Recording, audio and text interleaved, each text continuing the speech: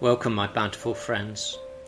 Prepare to investigate the basement door, which keeps opening by itself, and the scratching noises coming from the room at the end of the corridor, because today we're going to be doing something a little different. Some novels, because of their theme and setting, are more suited to being read in certain locations. A long hot summer evening with a long drink is the perfect setting to read such greats as The Great Gatsby, Treasure Island, To Kill a Mockingbird, and The Adventures of Huckleberry Finn. Similarly, sitting on a sandy beach on the Med provides an environment rich in light, sensuality, and cultural depth that is perfect for reading such greats as Captain Corelli's Mandolin, Zorba the Greek, A Year in Provence, and A Farewell to Arms. One of the benefits of living in Northern Europe is that almost half the year is routinely spent in the wet, dark and cold. So for half the year one can sit by the fireside, reading by candlelight, listening to the wind howling outside, and enjoying the perfect setting for a good gothic or horror novel. And it's now often the case that I compile reading lists well in advance of the dark season.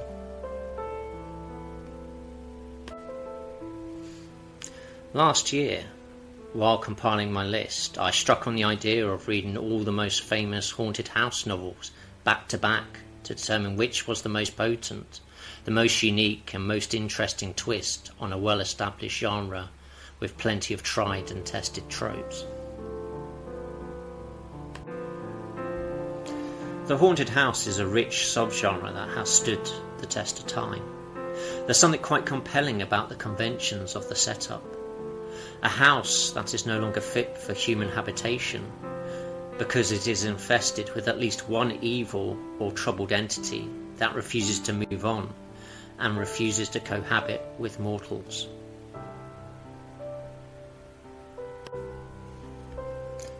The entity or entities may or may not have originally been mortal, may or may not have ended their life in the abode, and there may or may not be a logical explanation for their presence.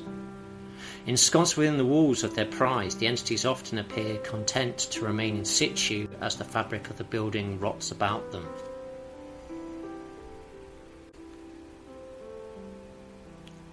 Then, of course, there's the aspect of the outside world. The house is either located so remotely as to be outside the everyday view of the community and the authorities, or else it is recognised as being a bad place and shunned, its presence being passed off as a location of unfortunate acts and accidents without any further scrutiny.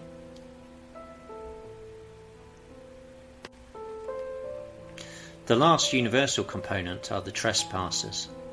These are those who are compelled or else volunteer to enter the zone of psychological and physical danger.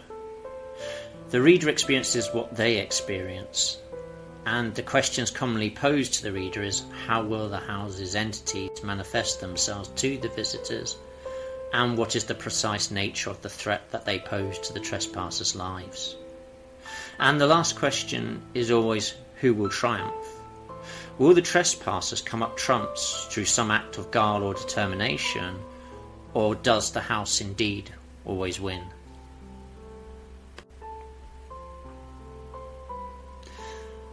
The 10 of what I gauge to be the best and most well-known haunted house novels adhered to the following criteria. They had to be full-length novels, and the haunted location had to be an actual haunted private residence and not a communal location such as a hotel or a mental health institute, nor could it be a possession of a single living person. This means that The Shining and The Turn of the Screw and a few other well-known haunting titles are out of the running.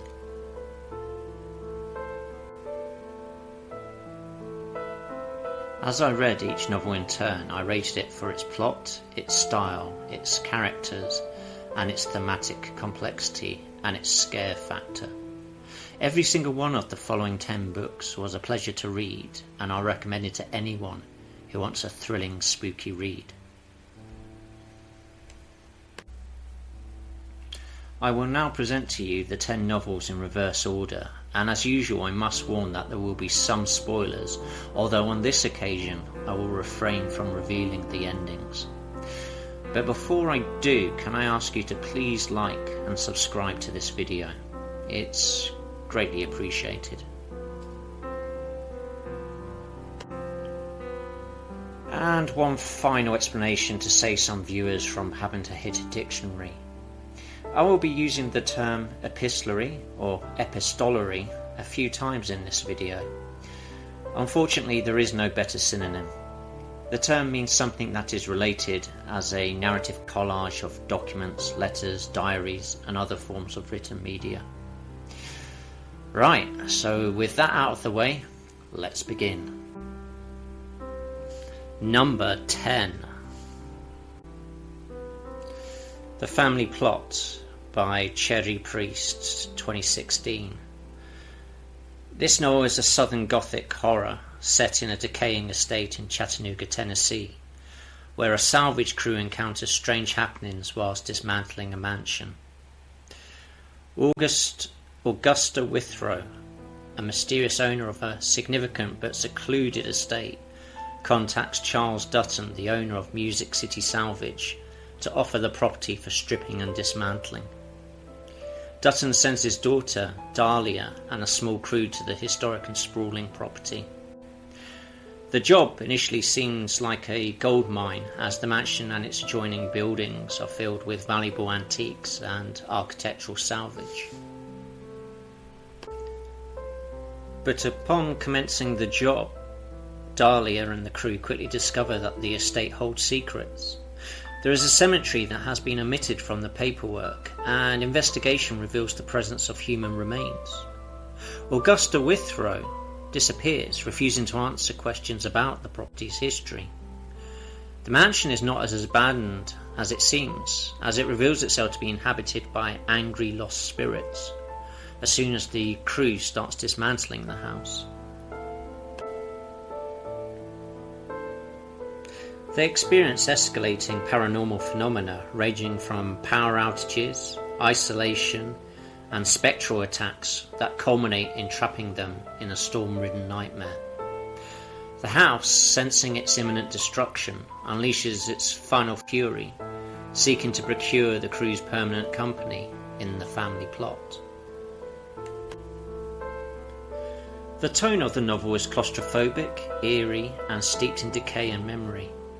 The central themes are haunting legacy, family secrets, and the tension between preservation and desecration. The central satisfaction is witnessing a band of no-nonsense salvage workers encounter and handle the uncanny. The house is haunted because of unresolved deaths, buried secrets, and a violent family history tied to the Withrow estate. Yet Priest deftly refuses to provide an overt history and explanation, instead choosing to leave the reader in the same predicament as the protagonists. The haunting is not just residual, it's active and malevolent, and it's triggered by the salvage crew's intrusion and dismantling of the property. So it's very much an act of self-defense on the house's part.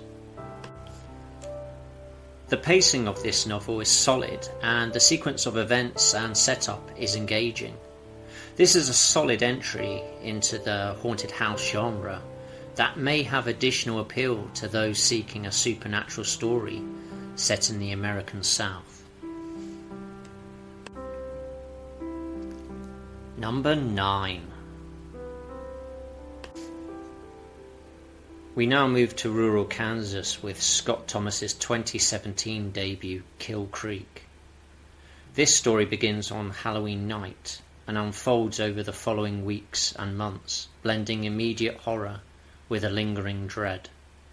4 renowned horror authors are invited by an internet podcaster to spend Halloween night in an abandoned mansion at the end of a forgotten prairie road, the infamous Finch House.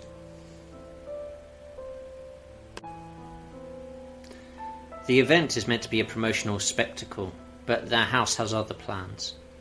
The event inadvertently awakens a dark entity tied to their house's bloody past, and the evil doesn't stay confined.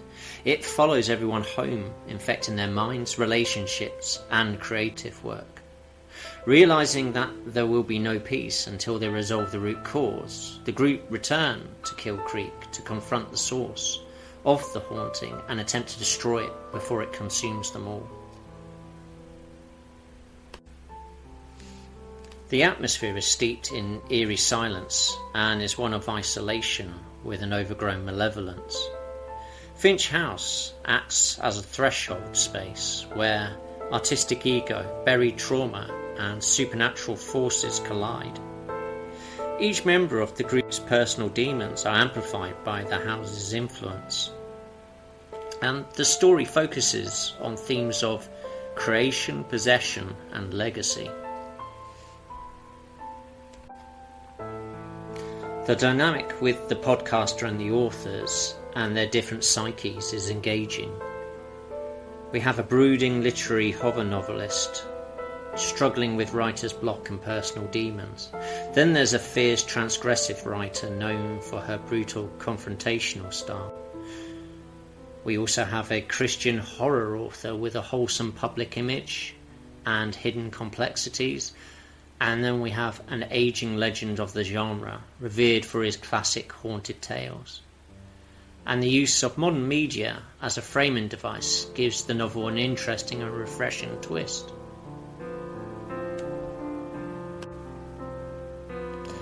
There is curiosity just in seeing how each personality deals with the threat and the fact that the evil of Kill Creek, while centred on Finch House, isn't restricted to its confines. Most haunted houses keep the threat local, and a protagonist, although traumatised by their experiences, can at least secure their physical safety by leaving the vicinity. Kill Creek denies the reader that safety. Number 8. The Supernatural Enhancements. Edgar Cantero, 2014. This story is relayed in the first person and is set in the fictional Point Bless, Virginia, in autumn and winter of 1995. And it's focused on Axton House, a sprawling, eerie estate. And it starts with the protagonist, who is only known to us as A, inheriting Axton House from his distant cousin Ambrose Wells, who died under mysterious circumstances, having fallen from a third-story window.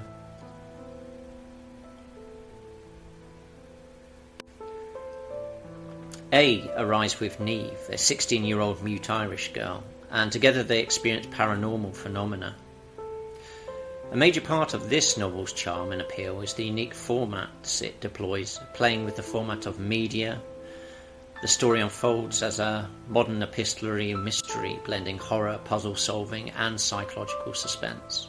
We learn the plot through diary entries, audio recordings, letters, and cryptic notes, pointing to a trail of suicides, disappearances, and encrypted messages. The protagonists uncover a secret society that held annual gatherings at the estate, and they subsequently find clues hidden in the architecture and the grounds.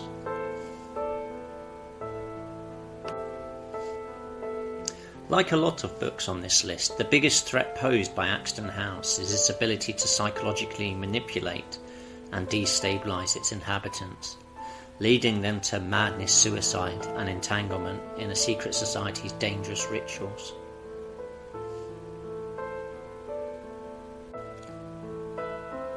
The atmosphere is gothic, mysterious, and layered with tension. The house is filled with hidden rooms, a garden maze, and a vault, all steeped in occult history. The novel treats the mansion as a liminal zone between memory, mystery, and metaphysical intrusion. The protagonist's journey leads them to decoding ancestral secrets and confronting unseen forces. Number 7.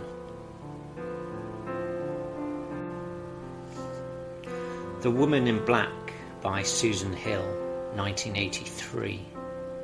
It's set in the Edwardian period, circa 1905, and Arthur Kipps, a young London solicitor, is sent to Crythin Gifford, a small coastal town, probably in Lincolnshire, to settle the estate of the recently deceased Mrs. Drablow, the owner of Eel Marsh House. At her funeral, Arthur sees a mysterious woman dressed in black, pale and gaunt, yet no one else acknowledges her presence.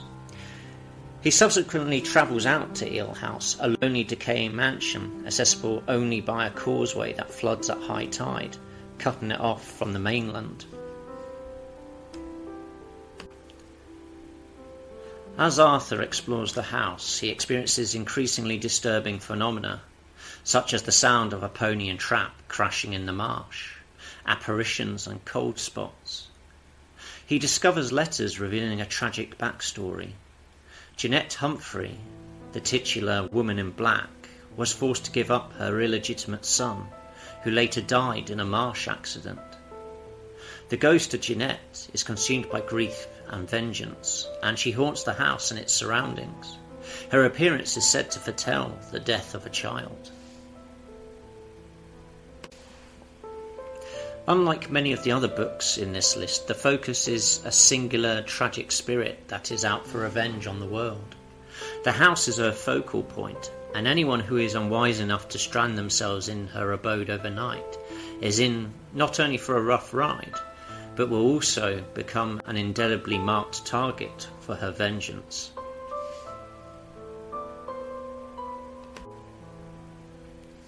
This story is once more related in the first person and gives the reader a front seat into all the scary action. The tone of the novel is cold and foreboding. As the scares come and steadily build, a sense of dread also develops, and one gets to feel the true malevolence of the woman in black. If you read this one alone by candlelight on a dark, cold night, you will be scared.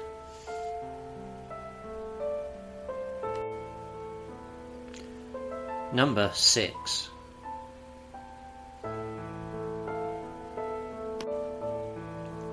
House of Leaves by Mark Z. Danielewski, written in 2000.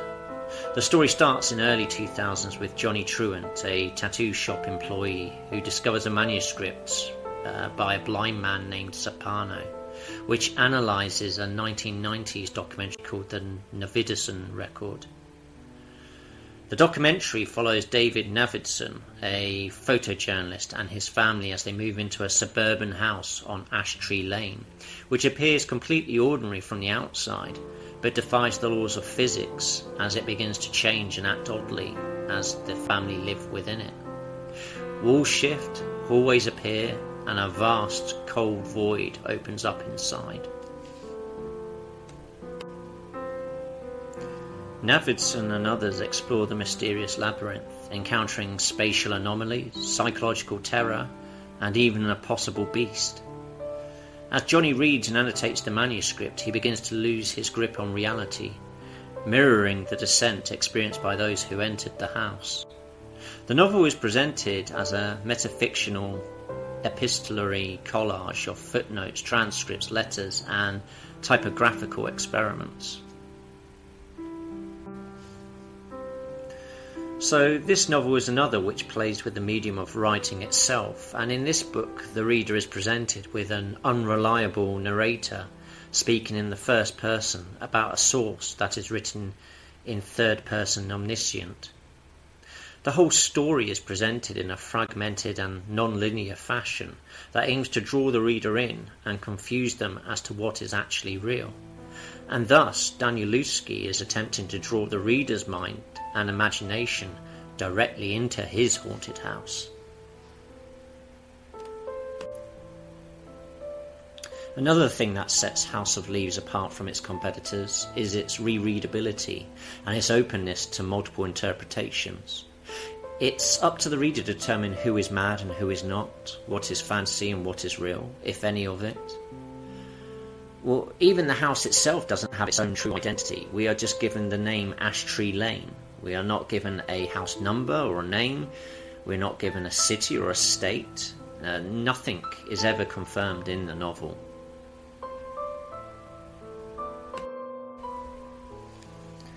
This could mean that the Navidson house is ubiquitous, or it can change identity and location, or even that it doesn't physically exist at all, which from the meta level is perfectly true.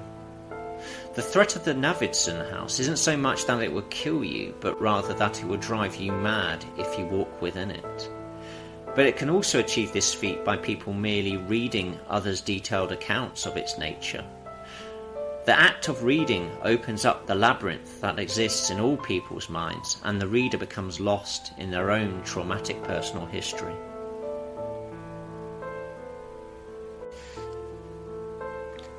Number 5. The Haunting of Hill House by Shirley Jackson, 1959. This is arguably the most famous haunted house book in this video. Hill House is a secluded manor built circa 1870 by Hugh Crane, designed with disorientating architecture and possessing a tragic history. It is located somewhere in New England and is surrounded by dense woodland and is far from the nearest town. It is oppressive, claustrophobic and subtly hostile. Its layout defies logic, with off-kilter angles and maze-like corridors that unsettle the mind.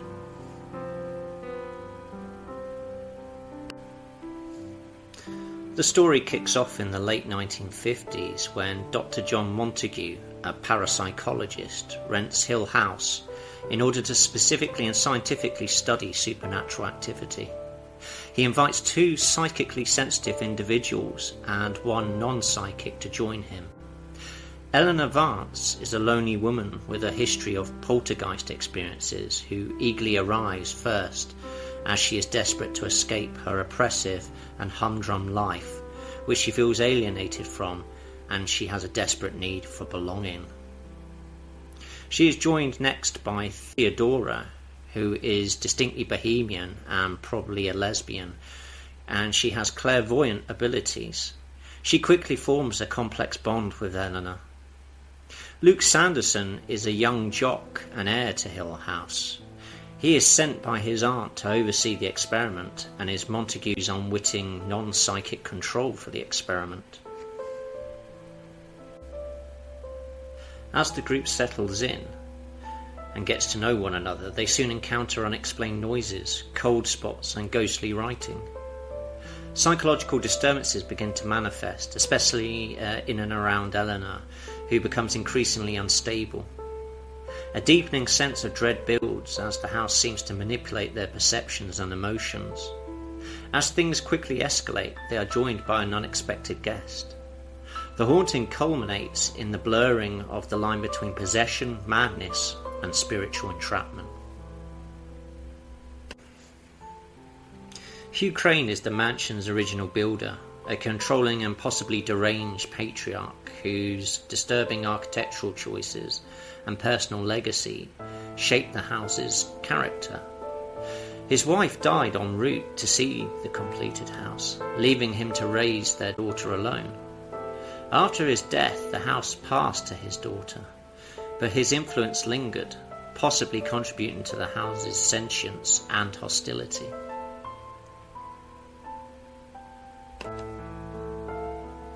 His daughter, Abigail, lived a reclusive, tragic life within Hill House, ultimately dying alone, her fate echoing the house's curse of isolation and madness. Hill House is not just haunted, it has been imbued with pain, fear and suffering and has become alive, a sentient, malevolent architecture of grief and isolation that's vampiric in nature. To enter Hill House is to enter a Venus flytrap. It amplifies the inner wounds of its guests and draws them into a ritual of dissolution so that it can then digest them and add them to its own ranks. This novel is guaranteed to appear on any best haunted house list again and again, and deservedly so.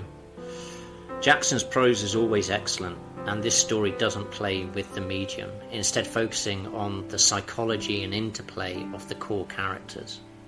The book is concise, it's artfully gothic, engaging, and never boring.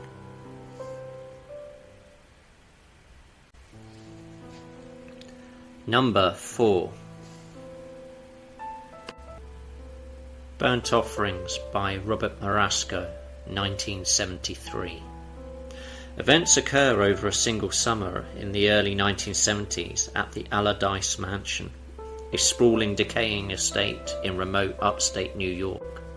The house is surrounded by woods and isolated from any neighbours, enhancing its eerie autonomy. The story involves Ben and Marion Rolfe, a middle-class couple from Brooklyn, who are seeking an affordable summer escape with their young son David and Ben's elderly aunt Elizabeth from their cramped Brooklyn apartment. Marion discovers the property through an alluring advertisement offering a luxurious estate at an unbelievably low price. However, the rental comes with a strange condition. They must care for the unseen elderly Mrs. Allardyce, who lives in a locked room upstairs and requires meals left at her door.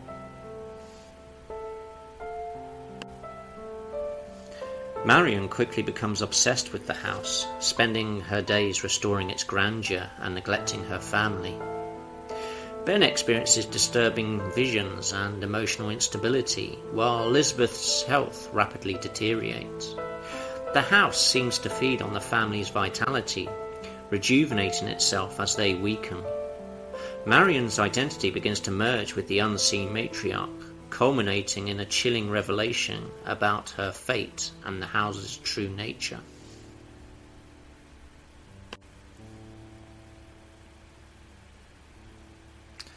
This isn't the only book on this list to use the family as the primary vehicle for the haunted house experience, but each family tends to have its own unique archetypal composition.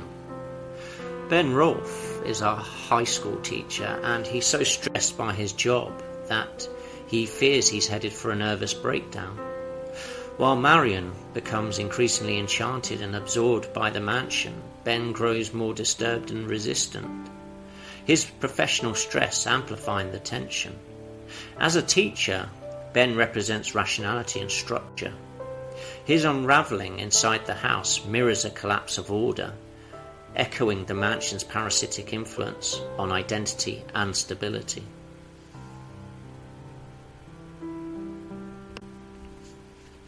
Marion is a middle-class housewife with a deep yearning for beauty, order, and escape from domestic monotony. She's emotionally fatigued by urban life and domestic repetition, craving space, elegance, and a sense of purpose beyond routine. She is drawn to antiques, history, and the grandeur of the Allardyce estate. Her affinity for the house's relics hints at a latent desire for transformation and control. Their child, David, is curious, affectionate, and emotionally attuned. He's close to both parents, but especially Ben, and he's initially excited about the summer retreat. He witnesses his father's psychological decline and increasing aggression, and suffers emotional neglect as Marion becomes obsessed with the house. He represents vitality and future lineage, marking him a prime target for the house's parasitic hunger. His safety becomes the emotional fulcrum of the story. Aunt Elizabeth is beloved by the family and especially close to young David. She's warm, humorous, and spirited at the start. She brings a sense of comfort and continuity to the family. Her health deteriorates rapidly and mysteriously after arriving at the mansion. She becomes bedridden, confused, and eventually dies, her death eerily coinciding with the house's rejuvenation. She is the first burnt offering, a sacrificial elder whose life force is consumed to restore the house. Her decline marks the beginning of the mansion's transformation and Marion's possession. What takes this haunted house up a notch is that while the danger of Hill House is recognised by its custodians, and any interlopers are therefore strongly discouraged by them for their own safety, the threat of the Allardyce mansion is a managed process by its custodians, who are in fact complicit in its evil. The Allardyce siblings, Roz and Arnold, serve as eerie custodians of the house's contracts. Their behaviour is cryptic, ritualistic and emotionally detached as they feed each fresh offering to the house. The house appears to be the vessel of some elemental being, a dark pagan manifestation of nature. It is a supernatural predator that exists on the fringe of reality, and anyone unfortunate enough to be enticed by its lure in the newspaper crosses over a spiritual threshold that leaves them isolated and exposed to its malign and deadly influence.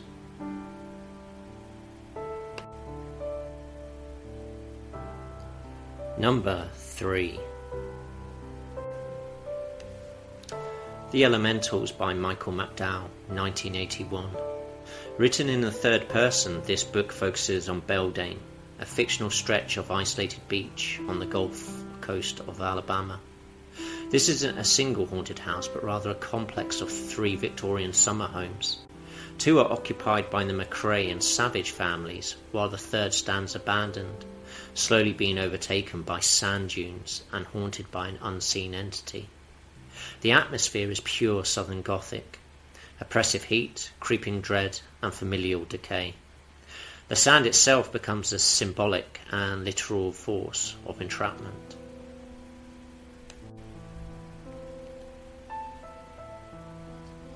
The Elementals features a familial cast of Southern Gothic archetypes whose personal histories and emotional wounds shape the novel's storytelling.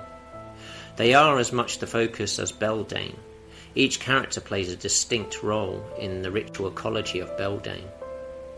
India McRae is the 13-year-old protagonist, and she's the spiritual heir to Beltane's mysteries. She's intelligent, curious, emotionally perceptive, and rebellious.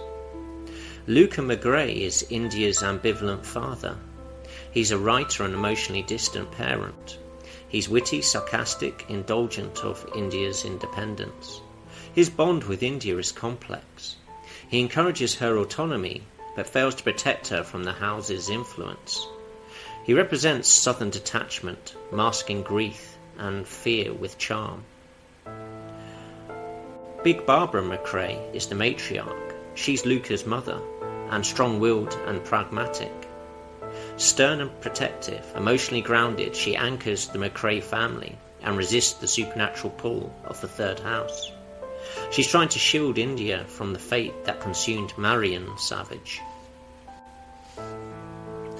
Odessa Red is the long-term maid and spiritual guardian of Beltane.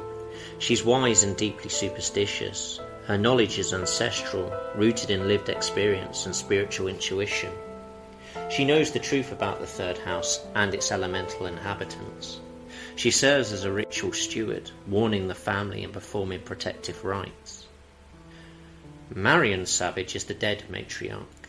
She is the recently deceased elder of the Savage family. She was eccentric, controlling, deeply tied to the third house. Her death catalyzes the story, her legacy haunting the living. Her spirit lingers, and her connection to the third house suggests she may have merged with its elemental force. Dauphin Savage is the passive heir. He's Marion's son and the co-owner of the Beltane estate. He's gentle, indecisive, and emotionally fragile. He is overwhelmed by grief and avoids confronting the house's horrors. His denial to face the threat allows the elemental threat to fester.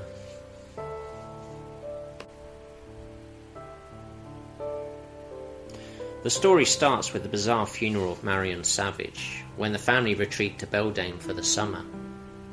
India becomes drawn to the third house despite warnings from Odessa, the maid, who knows more than she reveals. India's father, Luca, and the rest of the family attempt to maintain normalcy, but the third house begins to exert its influence. Strange phenomena escalates. Shadows, apparitions, and entities which are described as scarecrows of skin and sand. The families confront buried secrets, ancestral trauma, and the elemental force that feeds on grief, memory, and blood. The most compelling aspect about this book is the unique mood it conjures. The characters and Beltane exist together, apart from the rest of the world. They form a forlorn and intimate haunted pocket, where the mundane rubs shoulders with the unearthly.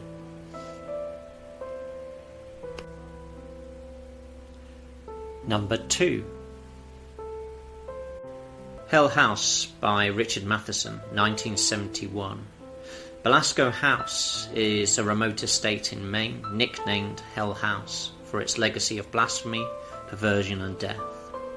It was built by Emeric Belasco, a wealthy occultist whose mysterious disappearance and rumoured atrocities left the house steeped in spiritual corruption. Previous investigations ended in madness, suicide or death. The atmosphere is claustrophobic and oppressive. The windows are bricked up, casting the house in perpetual gloom. The architecture itself seems to warp perception and amplify psychic tension. The plot concerns dying millionaire William Reinhard Deutsch, who commissions a team to investigate Hell House and determine whether life after death actually exists or not. The team consists of Dr. Lionel Barrett, who is a physicist with a scientific approach to the paranormal, and he's accompanied by his wife, Edith Barrett, who is emotionally fragile. There's also Florence Tanner, who is a spiritual medium who's determined to cleanse the house, and finally Benjamin Fisher, who is a psychic medium and the sole survivor of a previous expedition. The team enters Hell House for a week-long study, and paranormal phenomena quickly initiates and escalates upon their presence. Violent manifestations, psychic attacks and psychological breakdowns quickly ensue. Each character is targeted by the house's influence, exploiting their deepest fears and desires. Florence attempts spiritual healing, Barrett relies on technology, and Fisher remains cautious, until the house forces a final confrontation. The team uncovers the truth about Belasco's legacy and the source of the haunting itself, but not all survive the ordeal.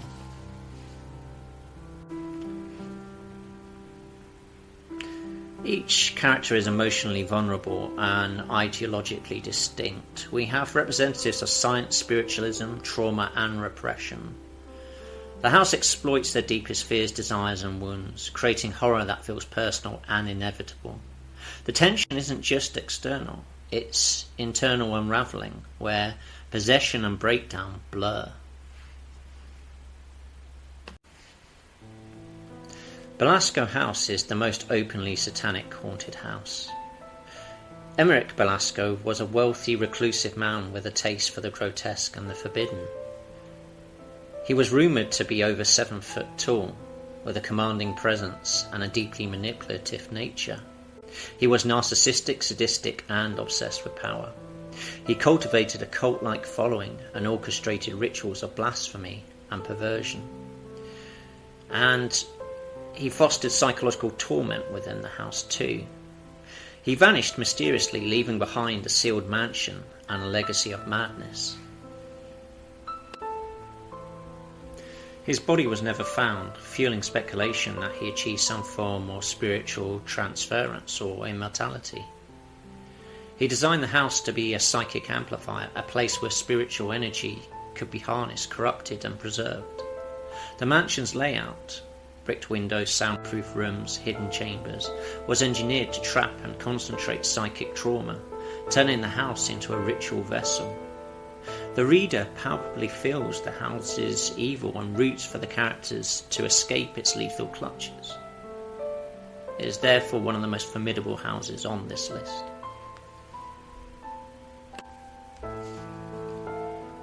So, we finally arrived at the top spot. I'd be very surprised if anyone could guess what my number 1 is. I hadn't even heard of it prior to compiling my list. If you have heard of it, or my goodness, even read it, then kudos to you. So, taking my number 1 spot is The House Next Door by Anne Rivers Siddons, 1978. This novel is set in a quiet, upscale neighbourhood in Atlanta, Georgia, known for its stability, charm and social harmony. The novel centres on a strikingly modern house built on a previously vacant lot next to the protagonist's home. It was designed by young architect Kim Doherty, The house is sleek, beautiful, and immediately captivating. This is yet another Southern Gothic entry, but unusually it's in a normal suburban setting. The setting is sunlit and genteel, but the house introduces a creeping dread that fractures the illusion of safety. Colquitt and Walter Kennedy are a middle-aged couple living next door, and they observe the house's construction and the tragedies that follow. The first family that moves into the house suffers a miscarriage and marital collapse.